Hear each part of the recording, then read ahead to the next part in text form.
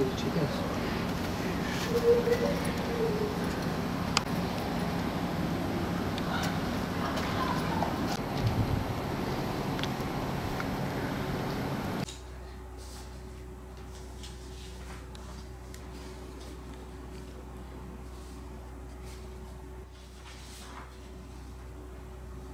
17 Ağustos 1999 depreminden yaklaşık 24 yıl geçmesine rağmen altyapılarda, içme sularında, kanalizasyon çalışmaların eksikliğinden bahsedebiliriz. Bunları yapılması çok zor değildir.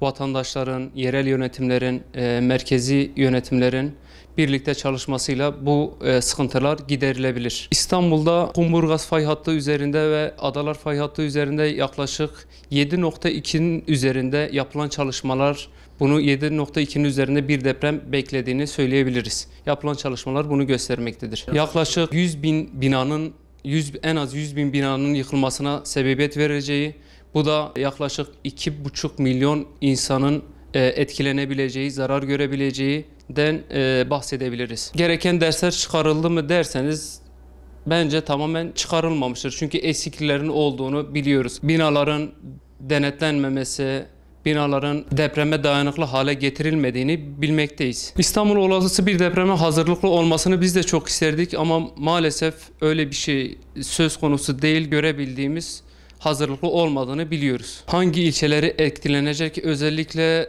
Zeytinburnu, Bakırköy, Büyükçekmece, Küçükçekmece, Avcılar, Florya, bu isimleri sayabiliriz, bu ilçeleri sayabiliriz. Bu deprem İstanbul'dan Tekirdağ, keza depremin büyüklüğüne, zemine bağlı olarak Balıkesir, Çanakkale, Yalova ve çevresini etkileyebilir. Belediyeler, yerel yönetimler, merkezi hükümetler birlikte çalışarak binaların denetimli, depreme dayanıklı hale, dirençli hale getirmeleri gerekmektedir. Denetimli olarak bunların yapılması gerekmektedir. Depremler aslında var olan bir şeydir. Depremi önleyemeyiz ama binaların sağlamlığıyla insanların, vatandaşlarımızın ölümlerini en aza indirebiliriz.